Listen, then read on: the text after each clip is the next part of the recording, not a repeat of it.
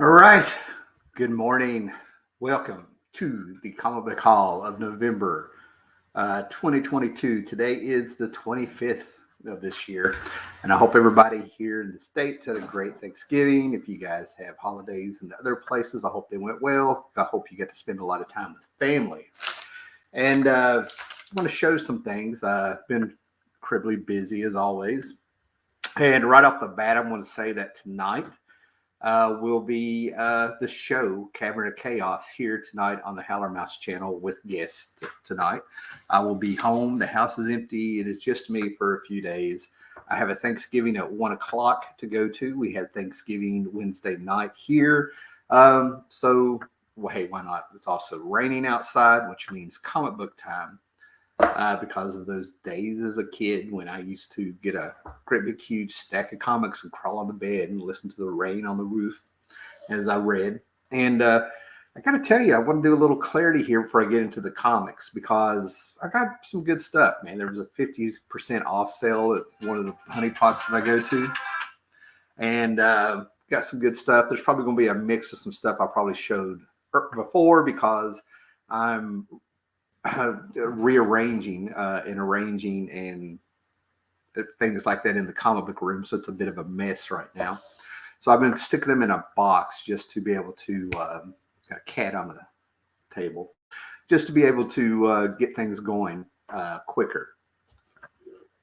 So let me clarify something real quick that is not that big a deal, but I get on here and I always talk about the state of comics today and stuff. And maybe I say it too much, so I'm going to add a little clarification here, and then we'll get to the books and stuff, right? But basically, compared to decades of comics, I still consider things to be a mess. Now, I actually perused around some shows a few times, and there's been some people who have made a comment, and it's not a big deal. It's not starting a feud. It's not personal attacks or anything. They're saying they're getting a little tired of hearing people talk about the state of comics and everything. There are entire channels that are going on right now where they have a topic almost daily, if not daily, or they're doing speculation and stuff on back issues and a few new comics and stuff that are up there. But the fact of the matter is there are great comics being put out there. Maybe that needs to be clarified, right? But they are hard to find for people, normies and stuff, right? And I just feel like the fact that I'll make comments about the state of comics, I'm not saying anything that's not news. With my own eyes in a 3-hour circle from the center of my house across North Carolina, Tennessee, Virginia, West Virginia, a little bit of Kentucky and some other stuff. I've seen it. I've been to 2 comic book conventions that said they were comic book conventions, and there were no comics. Go figure, right? And then I've been to 2 shops that still say they're comic book shops, but they've gone to gaming and other hobbies, models and stuff like that. And they've got 3 or 4 little short boxes of comics they're trying to get rid of, to where I got sweet deals because they just want to rid of them, right? So, yeah, that's what I'm trying to get at here. Yeah, it's different, and it's not all good. And also along the lines, every now and then I'll sample something from the mainstream DC and Marvel, and it's just a letdown. The craft is not there. The creativity does not feel like it's there. It does feel like a bit of pandering and a little desperation. You know what I mean? So just get that out there, man. I'm not down on all comics of today. I'm just saying that if I had to pick a number, a percentage of stuff that's worth reading, it's probably like 5 to 10%. So let's get that out of the way, right?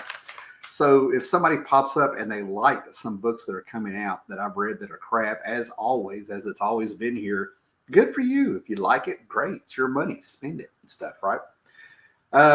So to get onto the comics and stuff, right? Like I said, the honey pot I go to ended up having a 50% off sale. So I grabbed a few things. And the first thing I want to show here is something that it kind of cracks me up sometimes. Hey, Sumerian is here. Good morning. So the first thing that I have here is that when I was a kid, with my money, I would get team books or something with more than one hero: Avengers, Justice League, maybe a little Defenders. Batman the Outsiders, maybe a Teen Titans here and there and stuff like that, right? But then there was World's Finest, and the World's Finest felt like it was a universe all into its own, even though we know that DC was not big on continuity at this time, right? But one of the books that I have is the complete Frank Miller leatherbound that I got when I was 16. My grandmother snuck and gave it to me. I've told the story many, many times. And that had a Christmas story that Frank Miller did of Batman. It had Year One, Dark Knight Returns, and stuff. And it said it was the complete Batman. Well, in 1982, I have a Wonder Woman cover by this artist, and I also found another one. And I feel like this should have been in the complete Batman and stuff, right? But I found World's Finest number 285. It won't blow you away when you first see it until you see who the artist was. See if it's going to focus. And whether that focuses or not, this is a Frank Miller cover with Batman. So I have a little forgotten Batman cover, by Frank Miller from 1982 for 50 cents. This is the stuff I love to dig through and find little gems like this. These are pieces I can have conversations about. If we start talking about Frank Miller Batman, I can pull this out and be like, hey, I got a cover nobody talks about. So that was very cool to find. Oh, no. Gorvidal. Good morning, Tim. I don't think the criticism is aimed at you. The aim may be at those channels whose existence is based on bemoaning the state of superhero comics, and that they all do. Exactly. There is one channel, it was aimed at me, but it was not personal. It was commenting on what I said. But yes, you're completely correct. There's no paranoia going on here. If you listen to the Kinks song Destroyer, that is not me right now. Okay. So yeah, thank you, man. But I appreciate you having my back there, Gore. Thank you. Like I said, not drama, just wanted to get it out there, So the other thing as a kid that I did, and I loved these books. I studied them. I wanted to know more. And my copies I still have that I bought from month to month. And this is great reference material. This is things that I still think people should have in their collections, even though they're closer to 40 years than they are 35 now. And a lot of changes have been made, but you kind of see where they came from. And it's a quick way to get a complete detailed story of a team, of a hero, or anything like that. But I think stuff like this should be in every collection, right? So I was really happy to find these. I found these for, I think, 50%. Like I said, there's a mix here. I may have shown some of this stuff before, but anyway. But the Marvel Universe official handbook, this is the deluxe edition, of course, the Book of the Dead. And I absolutely love these. Mine have little pencil check marks, which I cannot remember why I did that when I was going through them. Mine are real red. I still have them right along with Who's Who in the DC Universe. These were great reference material. Mark Grunwald had a great idea, a great plan. These are mint, which blows my mind. So I get to add these to the box, kind of rejuvenating and refreshing the collection. And like I said, these are things, if you see them, or along with the Who, they're usually very cheap and they're very informative, and there's tons of artists in here. Now, I think it's this issue in particular. It has now turned into supposedly a key. I don't think it's going to take off, but they're saying this is the first published work of Jim Lee and Marvel Comics from 1987, if I believe, all because he drew a picture of the Iron Man villain, the Eel. Okay, so he did a basic. The Eel has a skin tight suit, head to toe. It looks like a second skin, actually. So that's it. That's the new key there, which we'll see. And then from the original series, before they did the expanded edition, the deluxe edition, they'd come out with smaller books, volume 1, where everybody got one page. They were limited to one page. The deluxe edition, they got as much room as they needed to look like for some of them, right? So here's the original Marvel Universe Book of the Dead, and mine are tore up. This is probably going to be my third set of these particular issues. John Byrne covers, Book of the Dead. I was just enthralled with these. And if I took them out of the box and put them together, you might see half of it. But there's this real cartoony kind of skull, no angles and anything like that. That when you unfold them and it's a wraparound cover, they make a skull there. Very cool stuff. And then something I thought was fascinating, absolutely fascinating as a little kid. It's probably like 11 when these came out.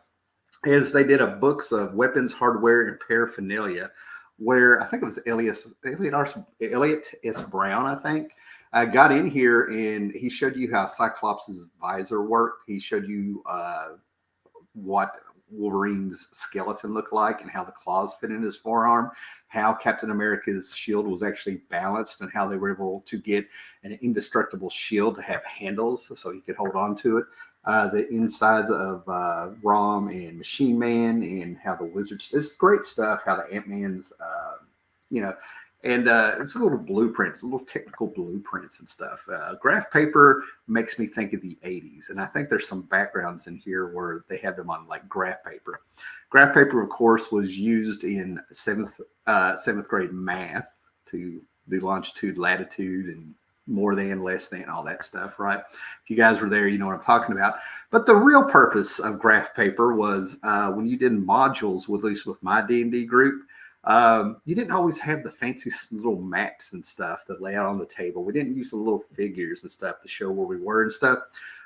We would have our own modules made, created by our dungeon master or somebody in the group. And they would talk us through a known cavern and stuff, and we would have to use the graph paper to draw our own map. Who knew that I was using a skill back then? It was usually my job most of the time. Oh, Gord, happy Thanksgiving to you. Some Marianne. Oh, I love Marvel Universe. I myself just traded for a first edition Mike Grunwald Squadron Supreme with his Ashes. Always wanted it. Yeah, that would be nice to have. That really would. It's fantastic, right? So when I showed this on the Fossil Show on Graphic Man's channel, I was told to go back and read this. And I didn't realize this was the 52 because I didn't catch the gold lettering there. But I read this series and I got it because it was George Perez art, but it was the adventures of Huntress and Power Girl on the wrong Earth, you know, trapped in a world they didn't make. A little bit of a, I won't say that it was a Howard the Duck plot, but there you go and stuff, right? But I got a George Perez variant wraparound cover at some point in the last month or month and a half or something, right? So this is also a spread out gatefold cover. I'll pick those up all day long. Then I ended up double dipping here, right? Which is fine. But I'm finding myself as I'm older, enjoying the Titans a lot more. I was very contrary when I was a kid. So when people were talking X-Men and Titans, I didn't come around to the X-Men proper until the Asgardian Wars. And it was all because of Art Adams that was bringing me around. And the Titans, I just, my problem with Titans, I was like, they never grow up. Even as a kid, I was like, they never grow up. Little did I know that that's what Marvel Wolfman was doing the whole time in there, right? So I ended up getting this annual again, which I already have, because when it comes to the Baxter series and the Newsstand series, it gets a little confusing. Plus, they changed the title from the New Teen Titans to the New Titans to the Titans. They went on for quite a while. And I'll never forget in 2013 or 14 having a real quick talk with Marv Wolfman, where he admitted he stayed on the Titans way too long. But this is not a waste at all. It has fantastic art by John Byrne, Jose Garcia Lopez, and Jim Bake. So the origin of Brother Blood. And from what I understand, with Titan Season 4 on the HBO Max streaming service, if you have it, apparently the Titans are becoming more of the Titans, and they're bringing in, and Brother Blood has been brought in. So I'm going to have to catch up. I find Titans very hard to watch. I'm a Doom Patrol Stargirl kind of guy. Now, this I cracked up and I absolutely loved. Oh, let's do a commenter here. Good morning, Gore. I found and read the John's Superman Legion comics you recommended, and they were fantastic. Thank you. I'm glad you liked them. I loved them. I then went on to reread Final Crisis. So disappointed Jeff didn't write a Legion book. I might have to, I don't know if I've done the video or not, but you probably already know that Jeff Johns sort of had a trilogy that went over for several years leading up to Final Crisis. And I'm thinking you already read Legion of Three Worlds, which was part of the Final Crisis. It's good stuff. And right here, this is what I was talking about with the Titans growing up. This actually, I don't know, it was probably a good thing we didn't have the internet back then, but I actually heard about this from the book. Seeing Robin in bed with Starfire in the comic made me a Titan fan. Yeah, when I think that was the Baxter series #1, I think. I don't know. But anyway, I can see the panel in my head. I can see it. But yeah, they had Starfire and Robin in bed, nude, being woke up by an emergency. Really good stuff. Good to see you, Tim. Missed you this week on the fossils. Hey, well, we had Thanksgiving on Wednesday night, sir. Now I got another one at 1 today, so I'm gonna have to get moving here. But yeah, I might go back and rewatch the show and stuff, or at least listen to it while I'm driving. Magabats is here. Good morning. Yes, I had. Thanks again, Tim. Oh, I'm glad you enjoyed them, Gore. Fantastic stuff. I love recommending stuff and then finding out that people liked it also. So one of the things that cracked me up in the 90s is I'm completing a set of Quasar. And I've been talking about it for years because I don't go out. I don't get online in order. I just like running across them. But there was a 60-issue series of Quasar that Mark Grunwald did that I absolutely love. And you really need to check out the book because Mark Grunwald was pulling from Starlin and all these B, C, D list characters. He pulled in his Squadron Supreme that he worked on the in the 80s with the miniseries, the maxi series, 12-issue maxi series, and then the graphic novel, which was basically their Crisis on Infinite Earths. And then they came to Project Pegasus and ended up popping up through the Quasar book. Mark Grunwald was doing a lot of cool stuff in there, playing around with that. And one of the things he did is around issue 31 or 32, he actually had Quasar go to the defunct, at this point in time, New Universe. And he was trapped there because of with the physics and the way energy works and how that was supposed to be the real world. His quantum bands didn't work. So what did he have to do? He found his way to get in this star brand. And if you go back and read the New Universe, the star brand is infinite power. And even when you give up the star brand, you have 10% of infinity at your hand. So go figure, right? So by bringing into it, even though it didn't run across all the books and who's bringing this powerful weapon and everything like that, there was a crossover event, or at least a 4-issue miniseries and stuff called Star Blast, where people were fighting for the star brand. I got issue 1 and 4, and I've definitely got to get 2 and 3 so I can have it complete my Quasar run. But that means he brings in everybody. Like I said, all these forgotten characters, and I mean, it's just great stuff. And it's like the B movie, the B movie of the Marvel Universe of the 90s and stuff, right? Absolutely love it, right? It's just a fun comic. But when, oh God, who was it? Was it Hickman or something? When they brought in the characters of Starbrand and Nightmask into the Avengers, I was just rolling my eyes. I was like, oh my God.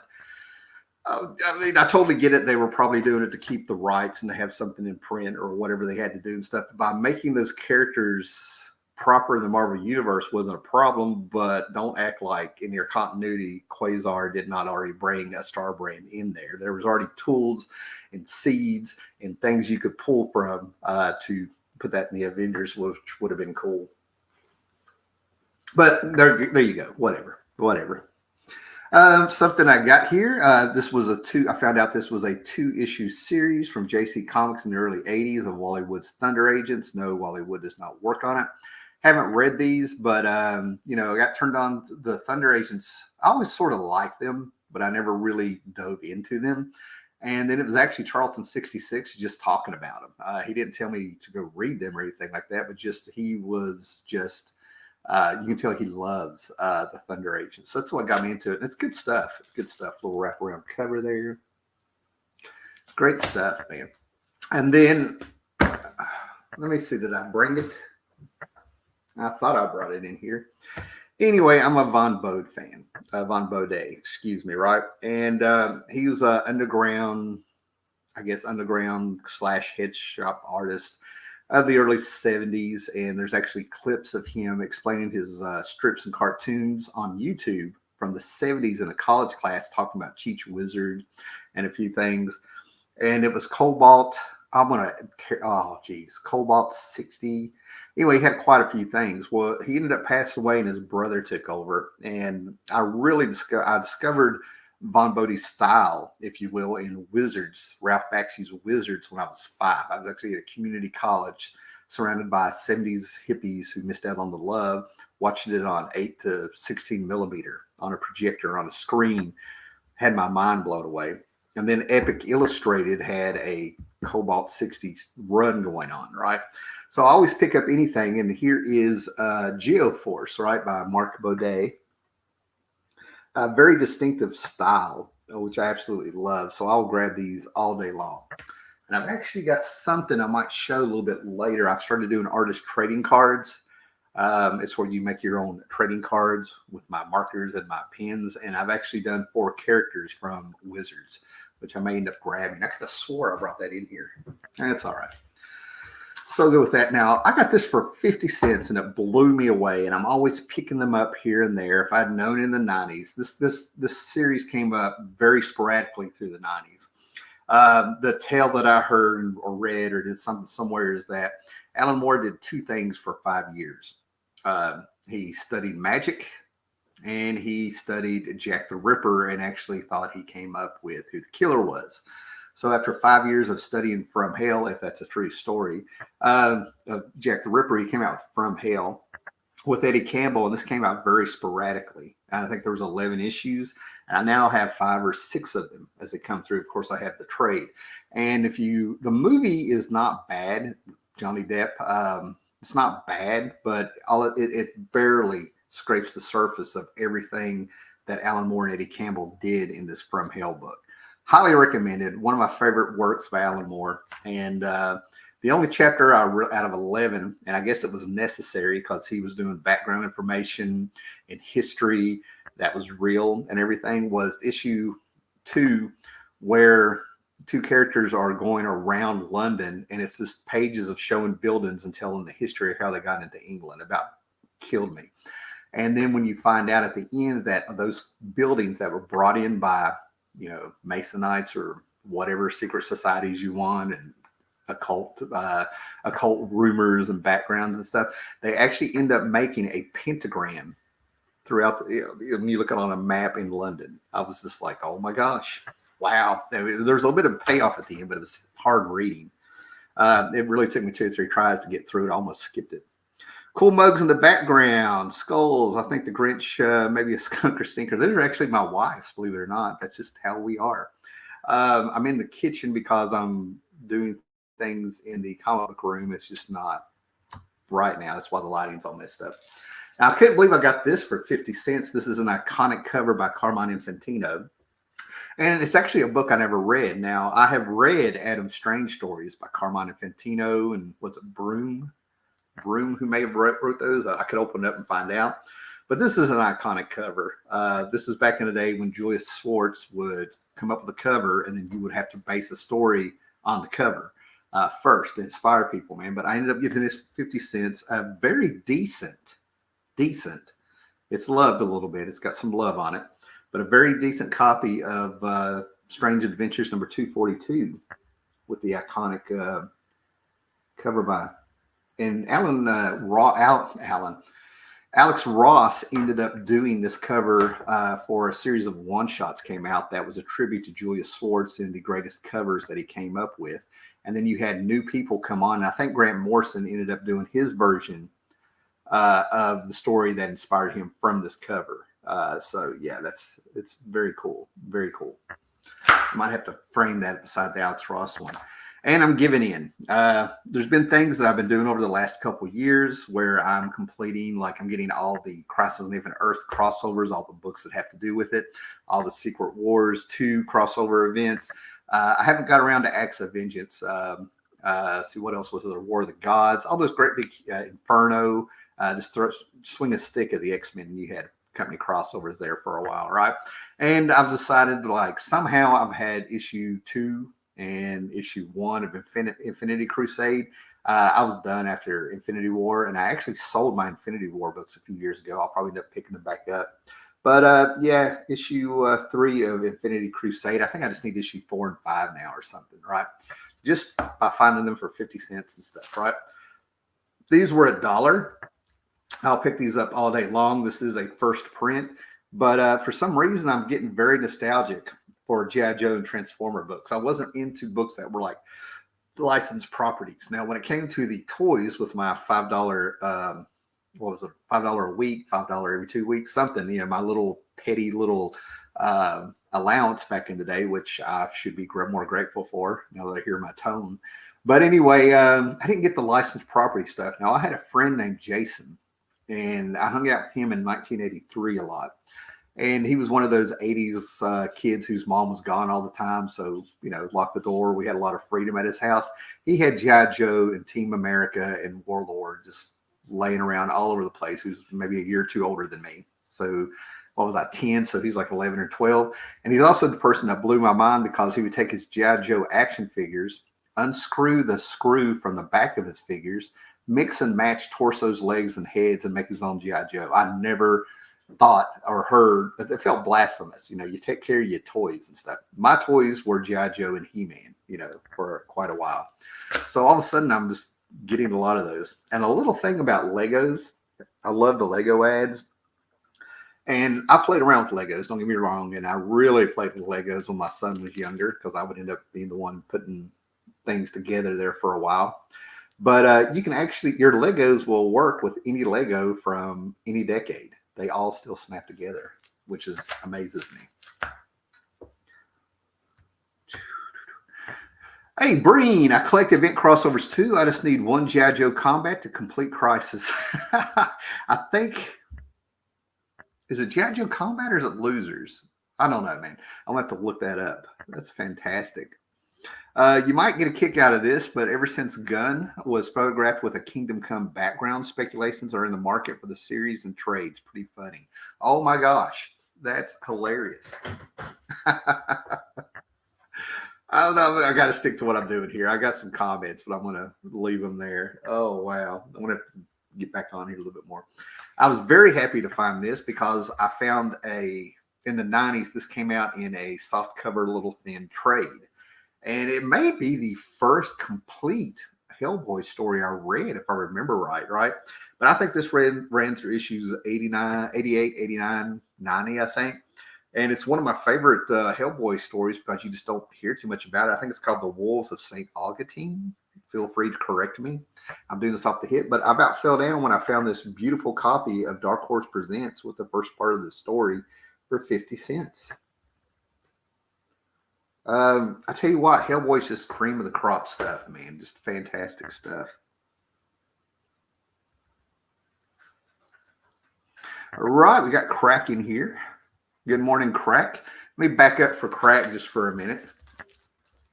I always like him. Crack's just stuck in my head as being the Indian underground comics dude. But got me a Baudet, Mark Baudet, Gyro Force there for you, brother. Nice. Okay. Found this for 50 cents as well, but get Crack off here. And Addicts. Terrence Hales from Cheerleader State. Comic Crack. Morning, Mr. Vidal. Rover, say hello to cheerleaders for me. That's hilarious. All right, so I love these. These are reprints. And Super Team Family Giant. I will pick these up all day long. They're mostly reprints, if not all reprints. But you throw the Dream Patrol in there, and is that going to focus? Probably not. But anyway, it's got some reprints of some Doom Patrol tales, and a huge Doom Patrol fan since I was 7 years old, way over 40 years ago. And then I ended up double dipping on this Alan Moore kick, but Alan Moore did not write this. You know anything about the 1963 titles from one-shots that came out from Image? Alan Moore came in and was sort of giving you Image of the 60s, even though it was it was definitely Marvel Comics the way Alan Moore sort of remembered them, with some Alan Moore elements. And they were one-shots that had a different artist on each one. And it was supposed to culminate into an annual one-shot that would have these characters drawn in the 60s style by the respective artists with the... What is going on? Lester. Got a crazy cat here, guys.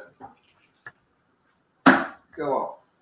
Anyway, with the Image characters, and it never happened. So, of course, Jim Valentino came in there, and I ended up double dipping. Forgot I had this because I'd never read it, so I didn't get around to it. But hopefully this is some kind of satisfying conclusion. I don't know. Maybe, maybe not. And you can roll your eyes here, and that's okay, man. But I'm finishing up the Justice League Quarterly. What I'm doing is I'm going ahead, and I followed the Keith Giffen, James DeMantis, Kevin McGuire, Joe Rubenstein, Kevin Smith, all the other people that came on this, the Justice League from 87 all the way up to about 91, 92, I think. And this book was huge in the middle of all the grim and grittiness that was going on back in the day. You had a humor book. I got a cat going off here somewhere. Anyway, and they ended up coming out with Justice League Quarterly, even had a quarterly book with 80-page stories. They started out, and then they slowed down and ended up, making shorter stories within them and stuff, right? But what I'm finding out, the reason I'm picking these up is I hung in there for like the first 3-4 issues. They were all right. But then all of a sudden, what I found out is before Mark Waid was a star and before Mike Wieringo was a star, and these guys went on to do Flash and Fantastic Four and great things, Mark Waid and a few other people came in and actually did some stories in this before they got huge at the time. So yeah, here's a 1992 Mike Wieringo. Rest in peace there, Ringo. So yeah, there's a lot of Mark Waid stories playing with the Global Guardians and the characters that are coming up. It's fun stuff. It's fun stuff, right? And then I'm always glad to find these. I've been falling backwards into them for a good price and everything. Like I said, I wasn't really into them back then. But these were the toys the rich kids had, right? I remember the first time. I just remember the first time I saw some Transformer toys in the neighborhood where I was living, and I knew we would never get those. So I ended up getting a few GoBots, and I will take up for the GoBots. They did the trick and stuff, right? But the Transformers, I have 2 beat up copies of #1 and assorted issues now of the Transformers, and the book is actually better than what I remember from picking them up. There's just a lot of heavier stuff coming out back then, and plus, like I said, I had that allowance, so I had to get what I knew was going to be good. So I've been slowly accumulating G.I. Joe and Transformers. I know what it's going to go on. And if you followed me this year, I've been trying, after years of channels that have come and gone and friends that I had and people who do pop up every now and then, Scotty X being a big one, Tylox, who I think is really doing a lot of live streams and stuff on his channel after his big return and stuff. But I mean, probably since about 2016, I've had people in my head at least telling me, check out Grendel, get Grendel. It's great. It's fantastic. I had seen some Grendel. I had read some Grendel. Didn't grab me. Probably the first time proper I read Grendel was when Matt Wagner did those 2 Batman and Grendel crossovers a few years apart in the 90s. I thought they were fantastic. Absolutely loved it. So I got some more Grendel tales. So I have probably about 40 issues of the Kamiko series. I have 2 #1s now. I have a lot of Grendel tales. I've got the Omnibus #1 that had just come out earlier this year. I have the Omnibus #2 where they're printing all the stories chronologically or something in it, setting, waiting to be shipped to me through my online store. And it's a hit and miss with me so far. So maybe it'll click with me. I don't want to force it to click, but Grendel is just so loved. I've got to see what people are seeing there. He comes off way too perfect for me. That's the thing. I totally get. Well, I'm going to end up on a Grendel thing. They're fantastic. There's fantastic art in there. Great concepts. I love the indie feel of the art. Basically, I'm liking the construction of the book more than the stories, if that makes sense. Let's just put it that way. I totally dig what Matt Wagner's doing and experimenting with and playing around with it. What we got here? Oh, Meyer's here. Good morning. Hellboy is awesome. Prime One Collector, good morning. I see not everyone woke up at 3 a.m. to hit the Dollar Bandit DVDs at Walmart during the Black Friday. Yeah, I'm out. You can now walk around at these places and they have the movies out for days. They don't do the season sets like they used to around here. The season sets for $10 is what I used to go after. Ever check out the Young Animal Jared Way Doom Patrol, kind of Grant Morrison? I have 2 issues. The first issue and somewhere along the line to check it out again. He didn't grab me. The Young Animal line did not grab me. Doesn't mean it won't in the future. Yeah. I didn't hate it. Yeah. Prime One Collector again. Matt Wagner to me was a gold standard of indie comics in the 80s. Absolutely. I'm a Mage fan. I like his Mage stuff. Good. And as you know, a little bit earlier today, we had some talk of Legion and stuff. I really would love to find some other people who are Legion fans. Lester. Let me show you guys what's going on here. We have Lester here behind me, climbing the walls, yelling, screaming, trying to jump on this curtain. I don't know what's going on. I'm thinking there's another cat outside. We've had some cats floating around. Some feral cats and stuff, right? You got to chill out. Say hello to everybody. This is Lester. All right, go on. Always wanting attention. That is our problem child. If Lester was an actual child of ours, he's the kid that we would be going at 3 a.m. to bail out of jail, at 15 or 16. That's all I got to say. Oh, what we got here? I must check out early. Best to you, Tim. Always enjoy seeing and listen to you. All right. Gore, have a fantastic day. Catch you on the flip side. We got to get you on the show, Gore. I don't know if you're already gone or not, but I think we need to do a show together sometime if you're up for it. Your channel, my channel, just as long as we do it. Comic Crack. I was reading a bunch of Young Animal titles at the time, kind of fell off of them. I was really enjoying Mother Panic and Shade the Changing Girl. Nice. Have a good day. Hell Lester. Thank you, Magabash. Yes. He is our rebel. Okay. So anyway, I would love to find a couple of people who are really into Legion. I would love to just do a Legion show. I have no idea if we would do era, theme, or whatever. But I love them all. I love the Silver Age stories. I love, what Grail, when Levitz and Grail were on them in the 80s. And, of course, that there's an era of Legion that's been collected in a trade called The Curse from probably a few issues before. We'll say from 290 to about 310, 312.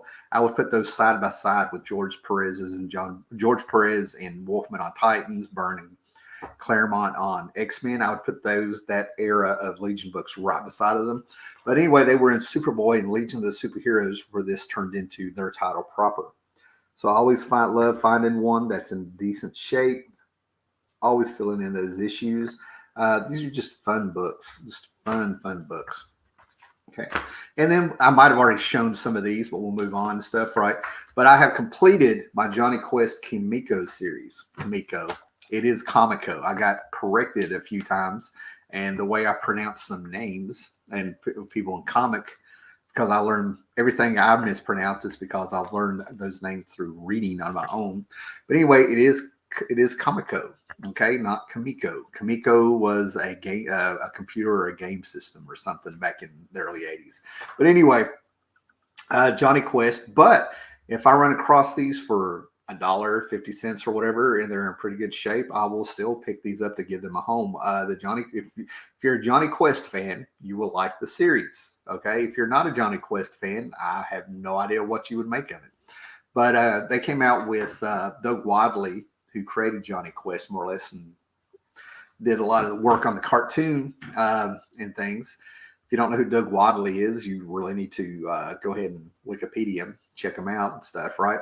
But he came up with Johnny Quest, and what he did is that he did a 3-issue miniseries where he took each episode and did them his way, because they changed them for television. And then they came out with a proper 31-issue story.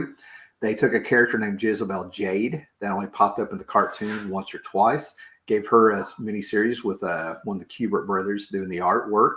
And then they came out with 2 specials, sort of like annuals and stuff, right? So I was very happy to complete this. I've been picking them up off and on since the late 90s or something. I think they also came out with not Comico, but somebody also made a New Adventures of Johnny Quest, which just wasn't my thing.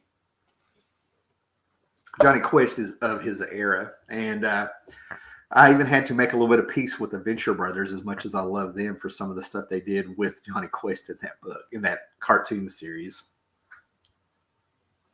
The Cimmerian, the young animals Doom Patrol is worth reading, in my opinion. Once Danny the Street is introduced, it gets pretty good. Gotcha. Gotcha. I will probably revisit it at some time.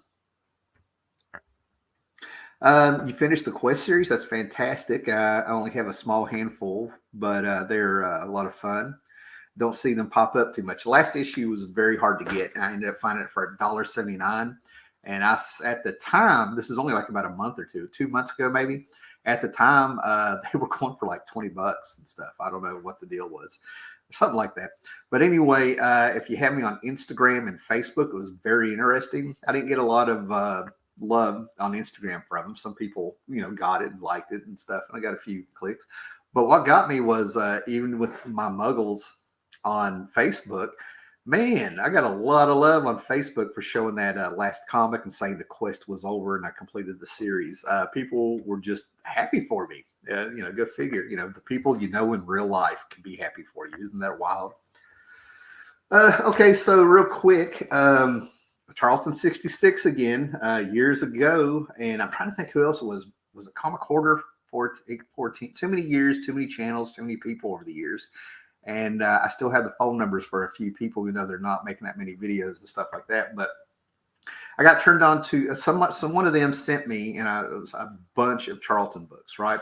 And I was not a fan of Charlton comics as a kid in the house when they were there, but it was like Fighting Army, Fighting Navy. I love a series called Surfing Wheels, but that was because I was like 5 and 6 years old reading those, And then all of a sudden I discovered and I had Creepy Things. That was one of the books in the house. I liked that one. It had nothing to do with it being Charlton. It was the people working on the book. But over the years, I've been turned on to the horror books of Charlton Comics. Baron Werewolf's Haunted Library is one of my favorites. One of the things that cracks me up is they took Baron Werewolf and they made him look like Cain and Abel, like he could have been from the same village, if you will. And I thought that was hilarious. But like I said, I think this might be a Tom Sutton cover. Yeah. Tom Sutton apparently ruled Charlton as far as I'm concerned, in the 70s. So yeah, that's fantastic stuff. Not a Charles, I don't think this is a Tom Sutton cover, but here is Ghost Manor, Visit If You Dare. So I always love that horror genre. I'm going through these Charltons real quick because I found them cheap. Blondie. Flintstones. Like I said, I've really been turned on to these. Just some fun comics from the past. Probably has a lot to do with being on the Fossil Show on Graphic Man's channel. Here's some more. Flintstone and Pebbles. And number 7. And as a kid, I read, you get these 3-packs for $1, and it would be some Gold Key Walt Disney books. Super Goofy and the Beagle Boys. Super Goof and Beagle Boys. That was my big books as a kid.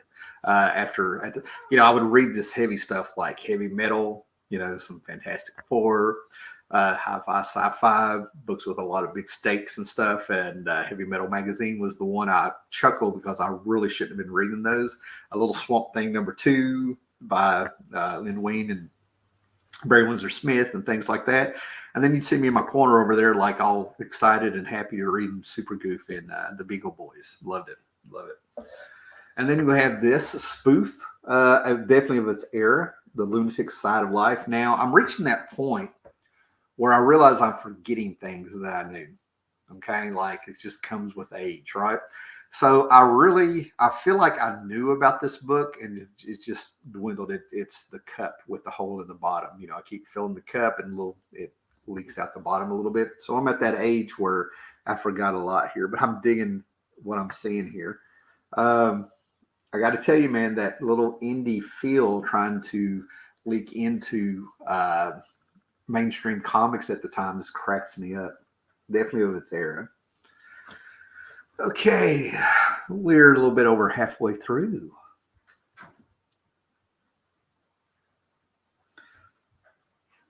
Whoops, what happened here? There we go. The smell of those old Charlton comics is the finest vintage, instant whiff of nostalgia. And as you say that, I am smelling them where they're all piled up right under my nose. You're correct. I remember starting out my shows with come on in and enjoy the smell of old comics. There's nothing like it. Very peaceful. All right, so we'll go through these real quick because I do not know a lot about them, but I picked them up. And like I said, I may be showing things I've shown before, you know. But anyway, I've got these quarterly series, right? And 80 pages. These are probably a buck at the time. I've been told these are very good. Mystery Quarterly. Max Allen Collins, I know who that is. And then we have Graham Nolan, early art. Graham Nolan is one of those people who should have been bigger, in my opinion, when it comes to art. And then we had The Butcher by Mike Barron. Mike Barron is one of those writers that I ended up having a lot in my collection of his. He was, he was with Nexus. That's his big thing. He took over Atari Force. He took over. I'm not going to go through his whole catalog, but he ended up taking over a lot of books that I was already reading at the time. So these Mystery Quarterlies, I have been told they're very good. I love this Dennis Cohen cover. I love this cover. Little Betty Page in there, a little noir. I mean, he nailed this image. Just fantastic. Dennis Cohen is just fantastic. And speaking of Dennis Cohen, question. I'm starting, it had its series by Denny O'Neil and Dennis Cohen. I got a few issues, enjoyed a few of them, but it seems like this is just not for me with what they were doing with the question. Okay. I think I want a little bit more action and a less rooted in reality, if that makes any sense. Usually I like slice of life stories. I don't mind a little grim and gritty. I don't mind having something feel like it's grounded in the real world, but you reach that point where it just bums you out when you read it. And that was my impression of flipping through this book and stuff. I don't know. It's one of those things where you're really, I don't know. It seems like your focus is the world sucks, is what it started feeling like. That may not have been their intention. Nice. All right, real quick with a few of these. I'm always picking up Dark Horse books with aliens in them and Predator. These just weren't available to me as I was growing up. I checked out one where Sam Keith did the whole series.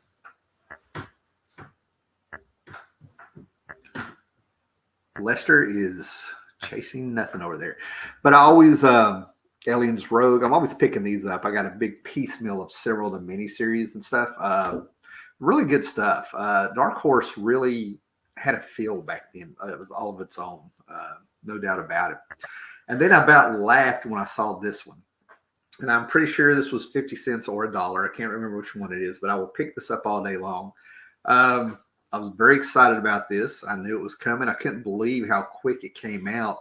But George Perez was about to go exclusive for CrossGen Comics in the early 2000s. And the way CrossGen Comics worked is that you actually moved to Florida, and this millionaire would help set you up. And then you would have this big studio that everybody would come in, and even had cots there and stuff. And Mark Waid was running the show, but the owner would walk around with them and get mad at people and send them home if they didn't like the art. So Mark Waid claims that he said, "Let me handle the people, you stay out of it." Like he was protecting them from a bully. So anyway, George Perez was about to sign on with them, and he said that I'm about to sign an exclusive it was an open letter to Marvel and DC. Lester, you need to go on. I think the show would be more entertaining if I put the camera on Lester today, guys. I don't know what is going on with him. The storm's freaking him out. But anyway, he told him, I'm about to go exclusive, DC and Marvel.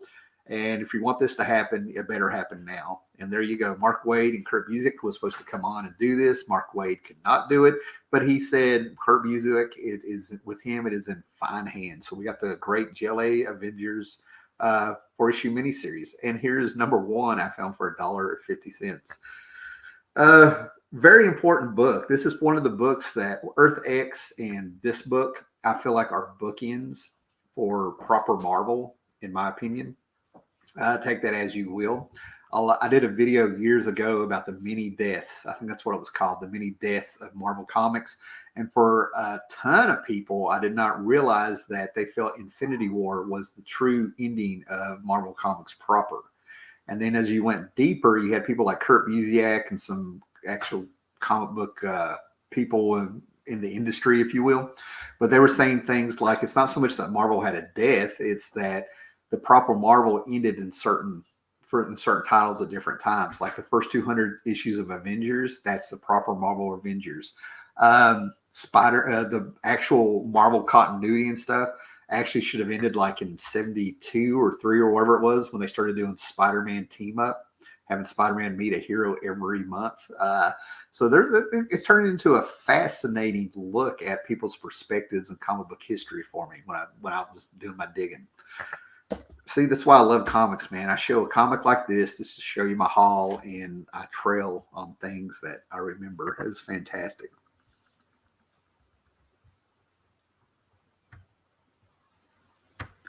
What we got here? I got a few of those Mystery Quarterly books recently. Nice stories in those. That's good to know. Whoa. What is this? Somebody's trying to chat with me. I can't do it, guys. I'm on a live show here. I didn't know if people can do that. Got a few of those mysteries. Here we go. Put Lester on, and he can eat Ingleteen's bird. That'll work. Now they're fighting. The two cats are fighting. Lester is like Ingleteen's Twiddles, but Lester is quieter. Oh yeah, Mike Baron Punisher was a favorite of mine. Never read violent comics like that and was hooked. Would pick them up at Acres Pharmacy while my mom bought groceries. There you go. That's good stuff there. All right, guys, let's get through the rest of this. I got a Thanksgiving dinner to be at in an hour or two. Well, by 1 o'clock. Okay, grab this. I was talking about Quasar, and I think this is the proper origin of Quasar or something. Marvel 2-in-1. And the thing about it is when I find these Marvel 2-in-1s, it never fails, right? I found the Marvel 2-in-1 with a Deathlock in the thing, George Perez art. I open it up. It's either the middle pages are separated from the staples or the first page is missing. I never find these in pretty good condition. Well, this one's a little beat up on the outside, but it's complete. This is going to go with the Quasar stuff, right? Good stuff. And I may have shown these, but I feel like I have, but I was really impressed with something, right? HBO Max came out with, and it's on there if you have the streaming service, but they have about an hour documentary on Milestone Comics that, number one, I couldn't believe they put out. And with the current ideological and political era that we live in, I was really hesitant to watch it, but I'm like, get it over with, because I was a fan of Icon of that, right? And I like Dennis Cohen art, right? But anyway, I went ahead and I think I grabbed some of these for 50. I think these came from way back, but there's one in here I got for 50 cents. And I just got through putting all of these together as I organized my room. So you may have seen these before as I'm sitting here thinking. But hardware number one.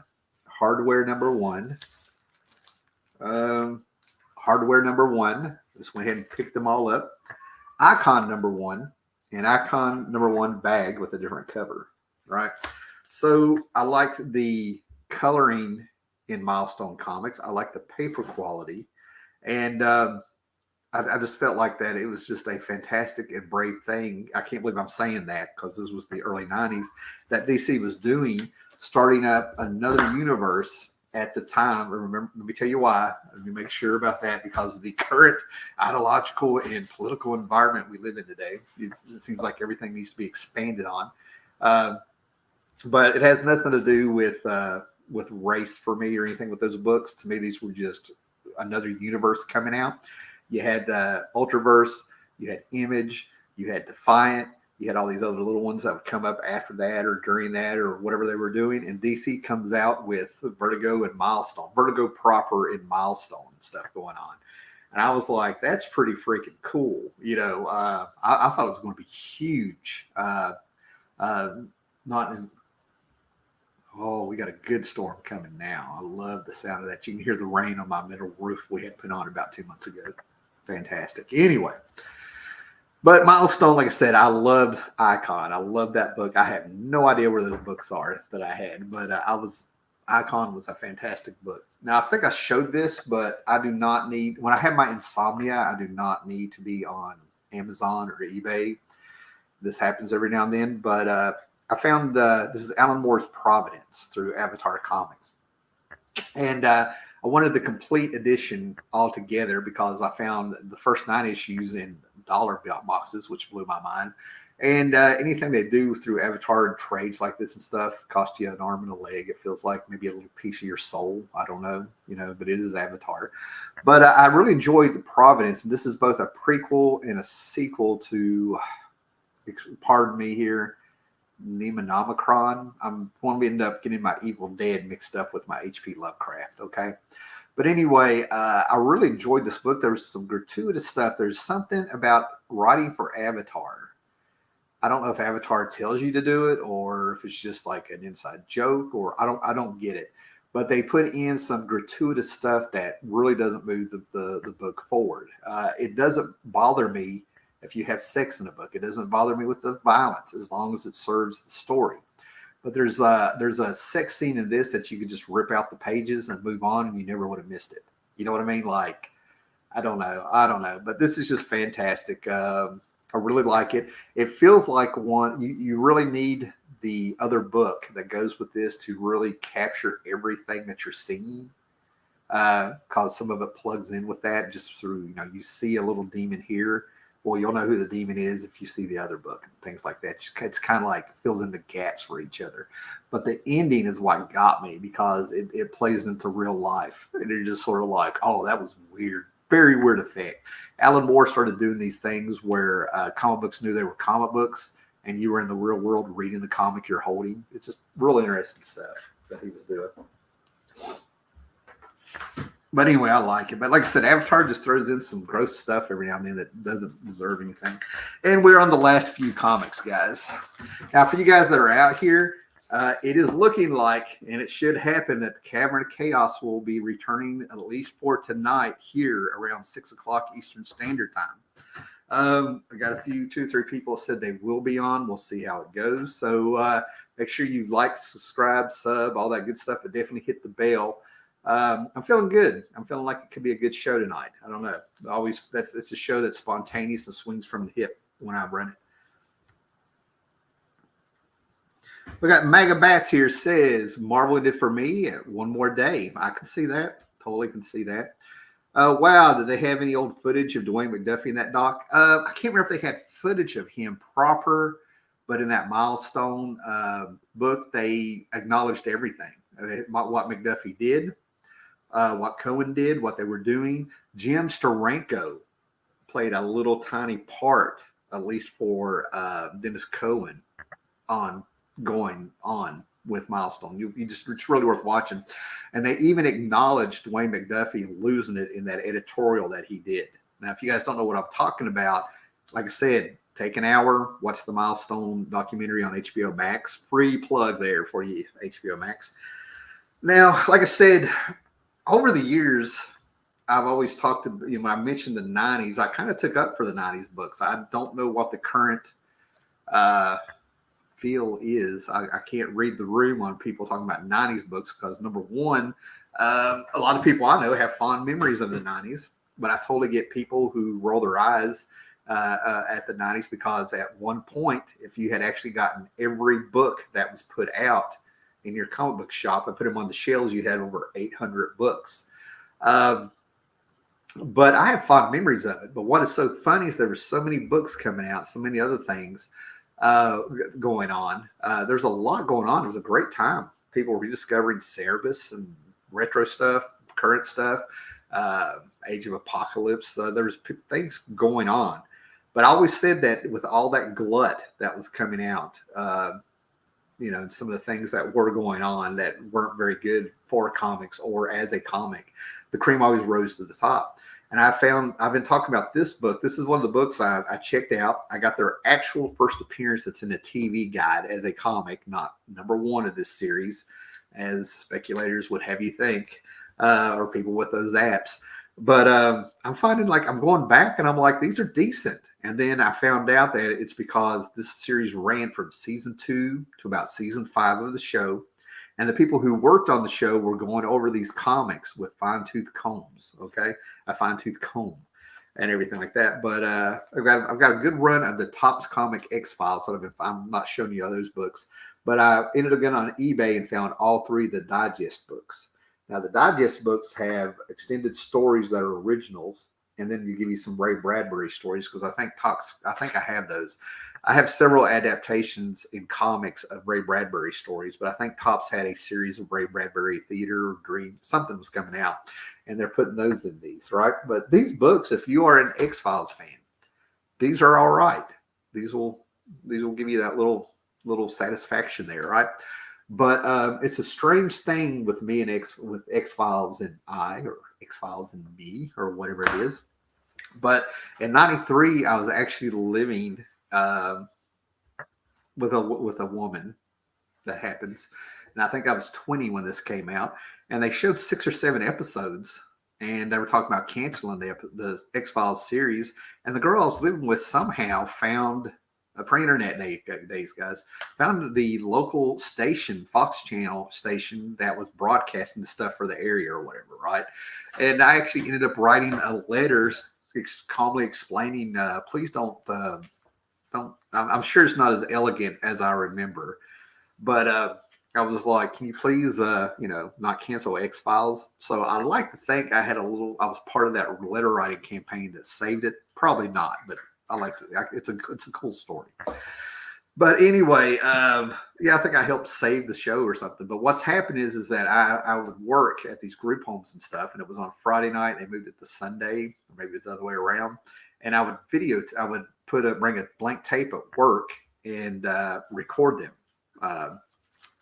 So now what happens is even after all these years, I'll start trying to watch X-Files, and like 30 seconds into the show, I'm remembering every line and stuff. It's just, there's some episodes that does not bother me at all, right? Oh, another Superboy anniversary edition, number 50. I just went ahead and pulled the trigger on this. That's a Keith Giffen cover. Dial V for villain. Again, something about this Dial H for hero of the era has just grabbed me here recently. But I'm a huge Starman fan. That's Starboy, of course. But James Robinson Starman. I became a Starman fan with like issue, I don't know what it was, 41, 42, 43 of All-Star Squadron, when they had Ted Cord on the cup. Not Ted Cord. That's Blue Beetle. Oh, my God. Anyway, they had the Golden Age Starman and did his origin. And that's when I was a fan. I was probably like 10 or 11 or something. No, probably younger than that. So the James Robinson's Jack Knight Starman is like, it goes back and forth in my head with Commandy, or Alan Moore's Swamp Thing is my favorite series, back and forth in my head. And the last thing that I'm going to show, and I'll probably show my trading cards tonight that I've been making. But the last thing I'm going to show, I thought these were cool. Could not believe I got them for $1.50. And it's not so much being the Conan fan. I don't think I had a choice in becoming a Conan fan, because in my house as a kid, it was Savage Tales. It was Savage Sword. It was Conan the Barbarian. It was pulps, magazines, anything and everything Conan was in the house because of my stepdad and uncle, and then even their friends. This book was huge, right? And we had a ton of them, and I would kill to still have them. But the magazines at the time, late 70s, throughout the 80s and stuff, no bags and boards that I even knew existed for them. No way. They try to put them on a shelf. You just watch them disintegrate. I could go downstairs and probably grab, I'm pretty sure I have an issue or two left, but I could grab some Mad magazines. I could show you the heavy metals and just show you the shape they're in. So I'm always great, and I've been seeing these go for big bucks because people are trying to take advantage. But yeah, issue 81, they go further back. Savage Sword of Conan. This is my Conan. I still have the Marvel Treasury editions that they did. Issue 138. That one hit me like a brick wall. I remember this one in the house floating around everywhere. And now that I'm older and wiser, and I see that he's wearing a Speedo, and the great Joe Gisko has that. To me, the color of the 80s are the tones of blue, right? There's an era where you can watch certain videos, old MTV, on MTV, music videos where everything had a tone of blue in it and stuff, right? Or they had blue neon lights somewhere and stuff, right? But now that I'm older and wiser, I'm kind of wondering if the reason I kept seeing this floating around was somebody in the house enjoyed the Speedo. I'm not going to say it's my mother, because I actually think it was somebody else. Issue number 29 with Red Sonja. Oh, man. Now this, when I saw this, like I said, this was 50% off. Great shape altogether. And for you guys, I've said this for years. I've actually posted this on Instagram a few years ago. I never get anywhere. Look who's smiling now because they're going to college and all this stuff, right? But who is this dude? What happened to him? Who knows who this guy is? I know this image so well from my childhood because it was on all the comics and the ad was everywhere. It drives me nuts. I would love to know who that is. Okay. Number 38. Valley of the Vampires. How much better does that get? Conan versus supernatural vampires. And number 57, Death Among the Dunes. Fire and Fury, the Age of Blood. Now, for you guys that may go way back into the 80s, like I said, I've talked about my measly little allowance and stuff like that. And as I got older, I think I was in 7th grade, right? So now we're hitting a point to where it's like going out with my friends and walking everywhere and having things to do and everything like that. So we had to figure out something else there. But I went ahead and I spent the money because there was 2 things going on in my house at this time. We had an unfinished basement, and we actually had one of the stepdad's friends living downstairs helping pay rent, and he was into computers. So the 2 things that were going on is that it was those games, and somebody's going to tell me what they're called because I'm going blank. But they had those games where you would do an adventure on your, I think I got a Coco. I think I had a color computer. It may have been mine or his. I don't know. But anyway, you'd play the games where you're on an adventure and you would have to say things like drop axe because you were sinking in quicksand and you had to figure out the exact codes, exact words to make yourself go on there. I actually figured out how to cheat. You would take a cassette tape and it had machine language on it, and you would put it in your cassette player that went into your Coco, and then you would have the game. And everything was written out for you. You would have to type your commands of everything: pick up axe, drop axe, whatever, climb, open door, climb door. You have to figure out what it was. Well, there's a way to make that machine language pop up on the screen, and you could see the commands but it was hidden in all the machine language. The second thing that was going on that has to do with Conan is it's probably in some old comics or something. I'm trying to figure out how I found it, but you could do a mail-in Conan game. You would pick what country you were from. You would mail your information in with your check or money order, and then they would send you the stuff back that would tell you how things had progressed, right? When I saw these computer games coming out in the 90s and 2000s where you would like build your building and build your cities and stuff, and they would have different settings and stuff, it was a lot like that. And I was able to hang in there about 3 or 4 times because it was just too expensive and I was not getting everything that I wanted. I would kill to have all that stuff again that they were mailing me and stuff, right? What we got here? We'll do these comments, and then hopefully we'll see a bunch of you guys tonight here back for Cavern of Chaos. Conan is my spirit animal. Savage Sword of Conan blew my mind. Absolutely love it. I would study the art in those, the inking, everything. Unless James Gunn can bring back DC movies, and with the MCU dying, do you think pop culture will move away from comics via burnout? If so, maybe floppies will die also. Back issues may be affordable. The Sumerian, these things, I can't predict the future. I'll answer this real quick, but I've already predicted that the genres, right? With movies, okay? You got to understand and it took me a little bit to understand it too. But when I go see them, when comic book people go see the Marvel movies, we're watching something completely different. We're catching on, oh, that's Happy Hogan. Like I was excited to see Dum Dum Dugan in a Marvel movie, even though they didn't really expand on who he was. Stuff. There's little things for us, right? These other people are just seeing movies with continuity and stuff like that. So these are their movies, but it's genre based, right? It used to be Westerns. Westerns were huge, right? TV shows, movies, Westerns were the thing. And then Star Wars came along or whatever. And then Star Wars came along, and then it was sci-fi, and then it was adventure, and things like that. These genres come, go, and die to begin with.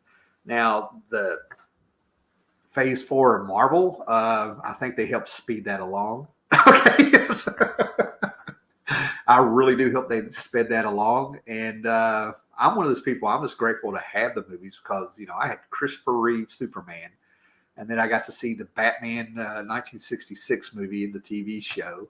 And then we had what we had. Flash Gordon movie. We had Batman '89. We had The Shadow, The Rocketeer. We were kind of scraping for what we had. We had a straight-to-video Punisher movie with Dolph Lundgren. The Roger Corman Fantastic Four came up on some show that I was on. I think it was The Fossils, I'm sure, because I haven't been on that many shows lately and stuff, right? So there's always going to be people like us that do that, but these things come and go and swell and big. Now, we are living at a time where I think things are a little bit more unpredictable, and I think that's the business side of it. I think as long as these movies are making money, they'll keep the comics going in some form. The question is what happens when they're done making these movies? Are they going to keep putting the comics out and stuff, right? There's a lot of stuff out there. But I'm also, I remember comics were supposed to end in the late 70s. I was getting told and didn't believe it. I got told comics were dying because of John Byrne doing what he did to Superman.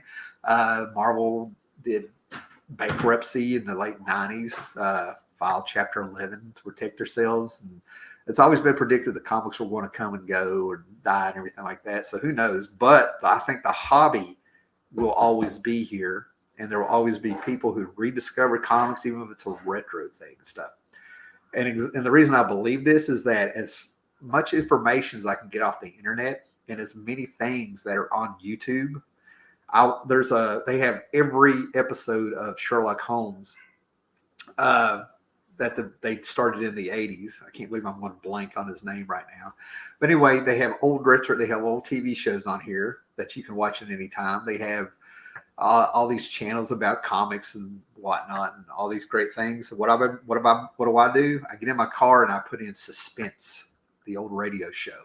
I listen to books on tape from YouTube. I listen to CBS Mystery Theater. I listen to anything that Vincent Price is over. So there's always going to be people who are into older things, I think, if that makes any sense. I don't know if I answered your question, but I think you get the gist. Oh, Paulo is here. Hope you can make the show tonight. Just finished eating my wild boar. What's up? Fantastic. Also picked up Savage Sword of Conan and Conan Saga with those issues of Punisher from the Eckards. Usually just read them there. I still have my Destroyer books, Remo Williams Destroyer books.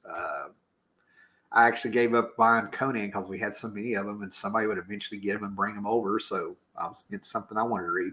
What I like seeing in the Hyborian Age is how Howard created the nations based on both Middle Age and classic antiquity civilizations. Paolo, if you can make it tonight, I think we need to have some Conan talk tonight on the show. We're going to be doing the show on my channel tonight. But I tell you what I loved about the Hyborian Age is exactly what you're saying, but the fact that in the 90s, I actually met people who were trying to do research on the Hyborian Age thinking it was real. They were actually trying to write college papers on the Hyborian Age. And it just cracked me up that I actually had to tell 2 or 3 people that it wasn't real.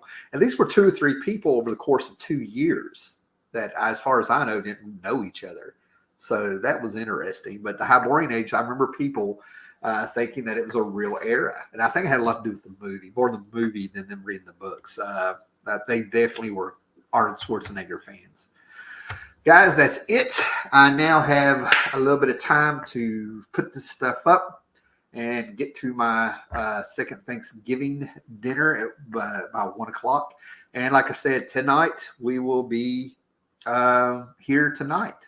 Hope everybody can make it. Check out some Camera Chaos and be excellent to each other.